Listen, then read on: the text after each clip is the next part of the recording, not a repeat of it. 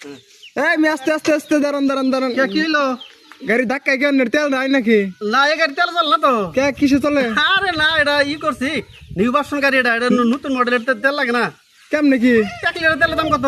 150 টাকা হ্যাঁ 150 টাকা 100 টাকা লোক রাখছি, বাঁচলো কয়টা? 50 টাকা বাঁচলো হ্যাঁ বুদ্ধি ভালো না। ও আমি ওখানে চলি এখন। আপনি তো দেখি সেই সাশ্রয়ী লোক তাহলে ওখানে চলতেছে এখন।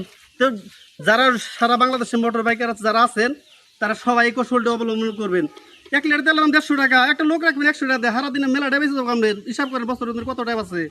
এটা কি বুদ্ধিটা ভাই খারাপ করছি ভাই? না না না আসলে ভালো কৌশলটা বেহারে অবলম্বন করা দরকার, তাই না? হ্যাঁ আমি হিজন এই যে এবারে করছি, এটা তেলের লাইনে খুলে আলাইছি।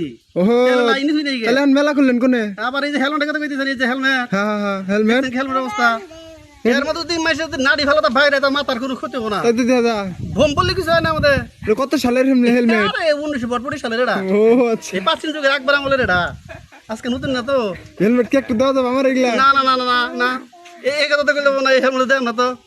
এটা আমার দাদার দাদার দাদা দাদা তার দাদা তার চিহ্ন এটা। মনে দাদা না। চল জানগা আনার সাথে কথা নাই জানগা আচ্ছা ঠিক আছে, আমি আনাতে কথা নাই আমার। জানগা হইছে।